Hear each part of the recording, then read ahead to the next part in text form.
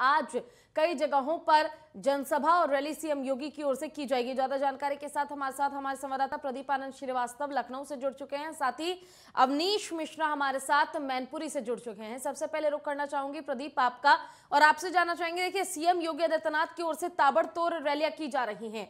आज मैनपुरी की 2 विधानसभा क्षेत्रों में जनसभा को संबोधित करने के लिए पहुंचेंगे सीएम योगी आदित्यनाथ। इसके क्या कुछ कयास लगाए जा रहे हैं, क्योंकि मैनपुरी सपा का गढ़ है?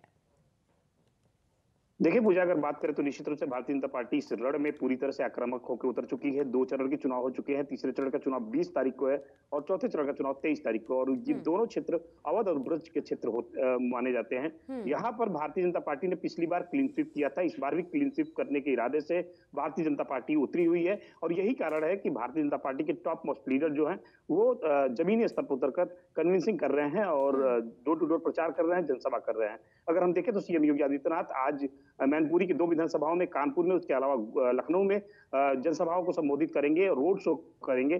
सीधा और साफ स्पष्ट संकेत है कि भारतीय जनता पार्टी बहुत ही अग्रेसिव होकर लड़ रही है। जो विकास कार्य 5 वर्षों में बीजेपी ने किया है, बीजेपी की सरकार ने किया है, उस काम के आधार पर, उस विकास कार्य के आधार पर लोगों के बीच में जा रहे हैं, वोट मांग रहे हैं।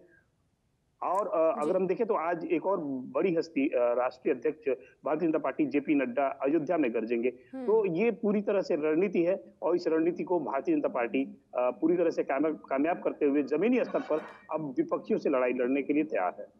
चलिए ठीक है, मैनपुरी से हमारे साथ हमारे संवाददाता लगातार जुड़े हुए हैं। अवनीश, आपसे जानना चाहेंगे, देखिए क्योंकि आप मैनपुरी में ही मौजूद हैं, ऐसे में धरातल पर तस्वीरें क्या देखने को मिलती है? क्योंकि हमेशा से कहा गया है कि समाजवादी पार्टी का गढ़ है मैनपुरी, और ऐसे में बीजेपी के लिए एक बड़ी चुनौती है वहां पर जनता के सामने विकासी परियोजनाओं को गिनवाते हुए उन्हें अपने पक्ष में करना।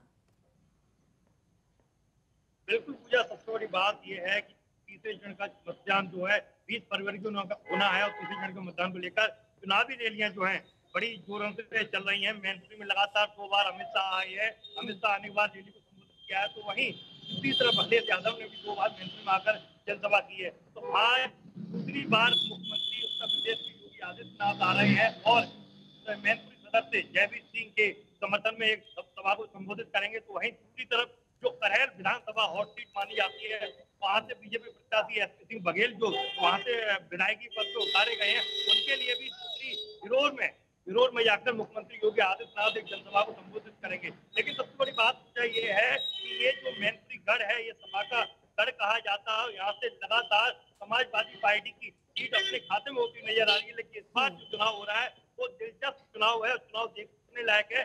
टक्कर दोनों विधानसभा सीटों पर देखी जा रही है। तो यही बीजेपी से सदर पे जयवीर सिंह उतारे गए हैं, और तो वहीं करेल विधानसभा से बीजेपी ने एसपी सिंह बघेल को उतारा है। वहीं समाजवादी पार्टी के राष्ट्रीय अध्यक्ष करेल विधानसभा से उतरे हैं, तो वहीं सदर से सपा के राजू यादव को विधानसभा चुनाव में उतारा है।